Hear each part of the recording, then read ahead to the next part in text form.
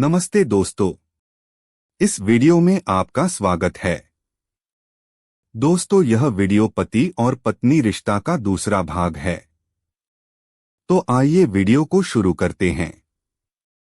दोस्तों, राजकुमारी ने उस समय कुछ नहीं कहा, बस चुपचाप अपनी पालकी ढोने वाले कहारों को वापस महल चलने का आदेश दिया, क्योंकि राजकुमारी को उसका प्रेमी मिल गया था।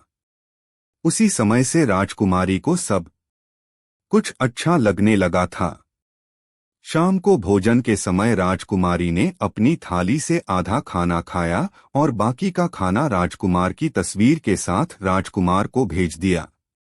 राजकुमारी ने अपनी प्रिय सेविका से कहा कि वह राजकुमार से कहे कि यह भोजन स्वीकार करें। यदि वह इस भोजन को इनकार करें तो उसे कहना अपनी उंगली इस भोजन में घुसा ले। फिर सेविका ने वैसा ही किया जैसा राजकुमारी ने कहा था।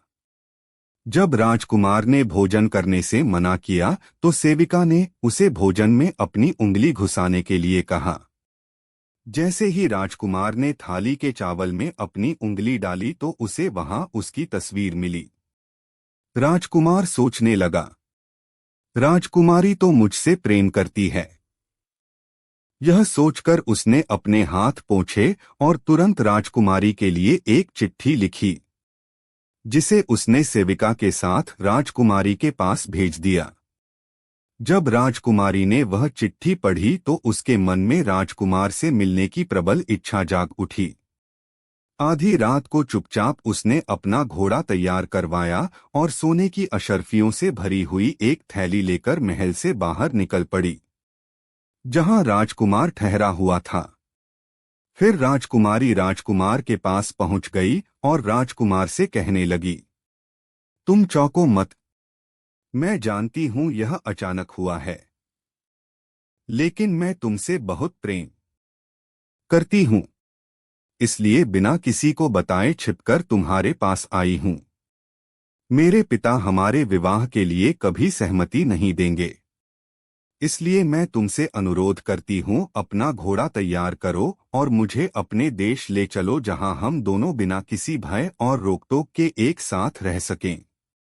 भगवान विष्णु जी कहानी सुनाते हुए आगे कहते हैं, हे देवी, फिर राजकुमार और राजकुमारी दोनों अपने अपने घोड़ों पर सवार होकर राज्य की सीमाओं से बाहर निकल पड़े। चलते चलते वे एक ऐसे नगर में पहुंचे जहां पर उनकी जान बहुत बड़े खतरे में पड़ गई। वह जीसस नगर में पहुंचे। उस नगर में एक जादूगरनी रहती थी जो अपनी काली शक्तियों के लिए प्रसिद्ध थी। उस जादूगरनी की एक पुत्री थी जो जितनी सुंदर थी उतनी ही चालाक भी थी। जैसे ही उसकी नजर राजकुमार पर पड़ी, वह उसकी सुंदरता पर मोहित हो गई। मन ही मन उसने निश्चय कर लिया कि वह उसी राजकुमार से विवाह करेगी, चाहे जो भी करना पड़े। अब वह जादूगरनी की बेटी यह सोचने लगी कि आखिर कैसे वह उस राजकुमार को अपना बना सके। उसे एक चाल सूझी। उसने अपनी माँ से कहा, माँ, क्यों न हम उस राजकुमार और राजकुमारी को अपने घर भोजन पर आमंत्रित करें। तब जादूगरनी ने अपनी बेटी की बात मान ली और एक योजना बनाई। उसने राजकुमार और राजकुमारी दोनों को अपने घर भोजन के लिए आमंत्रित किया। फिर राजकुमार और राजकुमारी दोनों उस जादूगरनी के घर भोजन करने पहुंचे। लेकिन जैसे ही वे अंदर गए, जादूगरनी ने एक चाल चली। उसने राजकुमार को एक अलग कमरे में बुलवाया और उसके गले में एक रस्सी का फंदा डाल दिया। रस्सी का फंदा डालते ही वह राजकुमार एक भैंसे के रूप में बदल गया। फिर जादूगरनी ने तुरंत उसे पिछले दरवाजे से बाहर निकाला और एक सुरक्षित स्थान पर ले जाकर उसे बांध दिया। उसके साथ ही उसने अपनी बेटी को भी उस भैंस रूपी राजकुमार के पास भेज दिया। इधर राजकुमारी भोजन करने के बाद अपने प्रेमी राजकुमार को ढूंढने लगी, लेकिन वह उसे कहीं नहीं मिला, क्योंकि राजकुमार अब एक भैंसा बन चुका था। इसलिए राजकुमारी उसे पहचान ही नहीं सकी।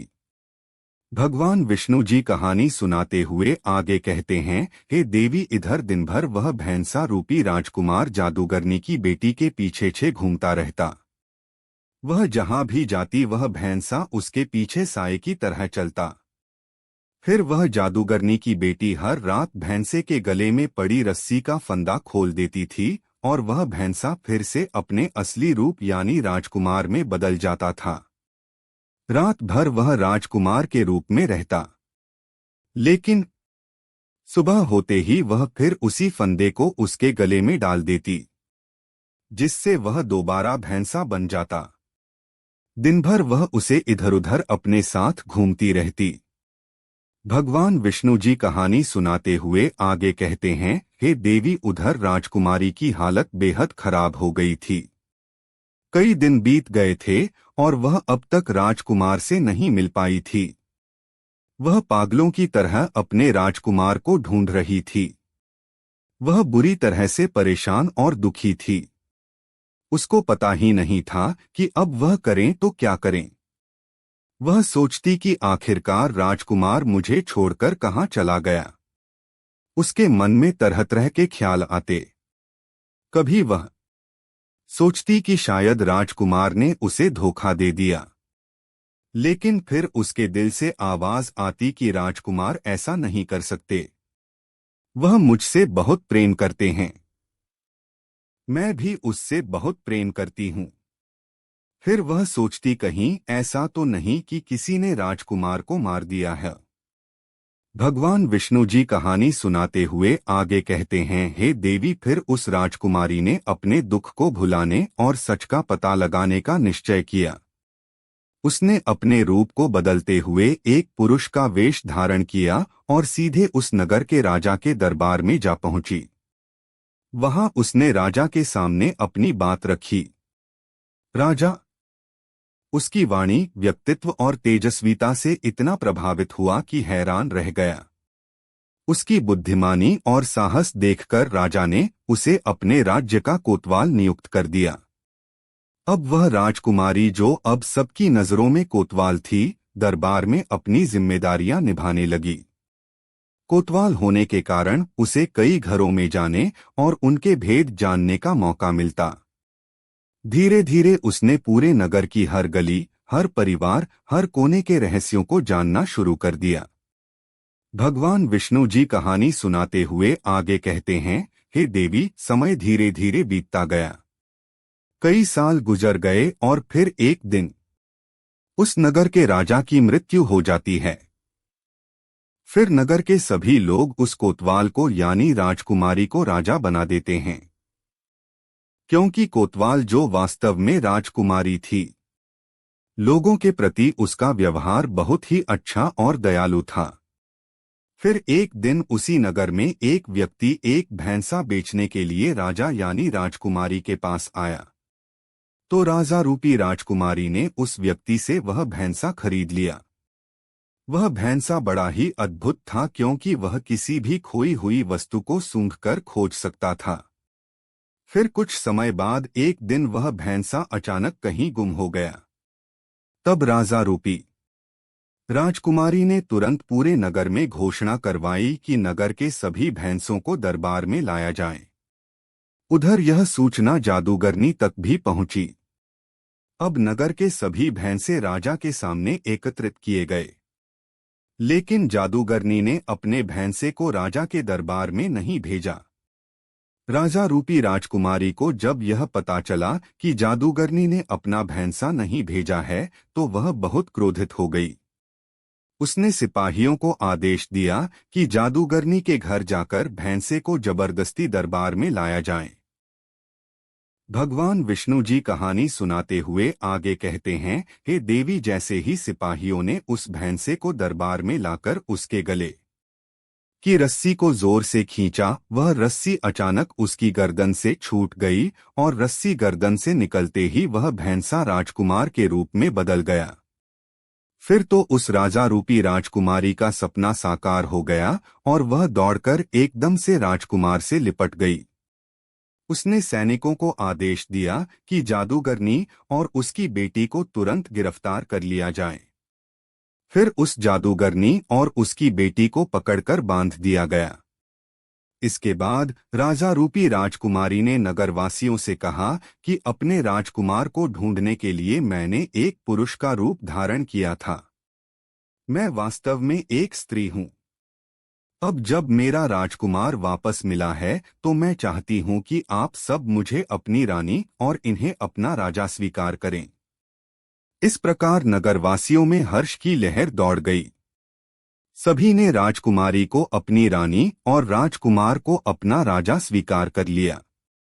अब राजकुमार राजा बनता है और राजकुमारी रानी बनती है, और उधर उस जादूगरनी को उसके बुरे कर्मों की सजा दी जाती है और उसकी बेटी को हमेशा के लिए कारागार में डाल दिया जाता है, क्योंकि जादूगरनी की जो बेटी थी उसने अपने पिछले जन्म में अपने निर्दोष पति पर झूठा आरोप लगाकर उसे एक राजा की कैद में डलवा दिया था। इसीलिए इस जन्म में उसे भी अपने कर्मों का भयंकर फल भोगना पड़ा। भगवान विष्णु जी कहानी सुनाते हुए आगे कहते हैं, हे देवी, फिर वह राजकुमार और राजकुमारी राजा और रानी बनकर एक दिन घूमने के लिए जाते हैं, और जब वे जंगल से होकर गुजरते हैं तो वह एक वृक्ष के पास आराम करने लगते हैं। वह वृक्ष बहुत पुराना था और उस पर राजकुमार और राजकुमारी ने अपने पिछले जन्म में एक प्रेम चिन्ह अंकित किया था जो पूरी तरह से सुरक्षित था।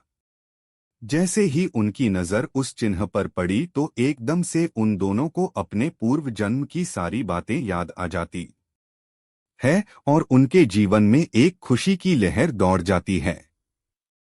फिर वह राजकुमारी राजकुमार से कहती है, हे प्रियवर, अब मुझे सब कुछ स्मरण हो आया है।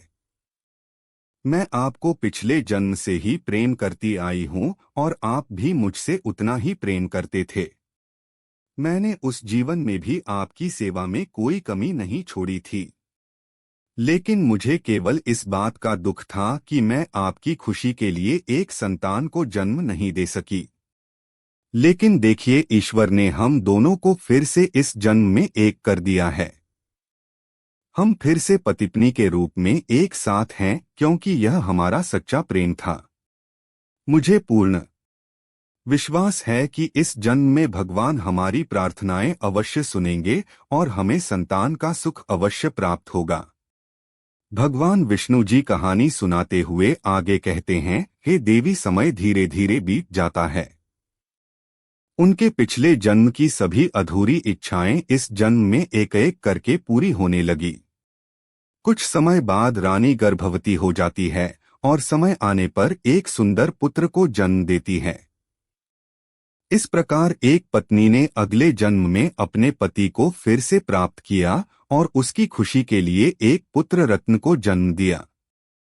दोस्तों, फिर भगवान विष्णु जी माता लक्ष्मी से कहते हैं, हे देवी, इस कथा से हमें यह ज्ञान की बात प्राप्त होती है कि यदि स्त्री और पुरुष एक दूसरे से सच्चा प्रेम करते हैं तो ऐसे पतित का रिश्ता जन्म जन्मांतर का होता है।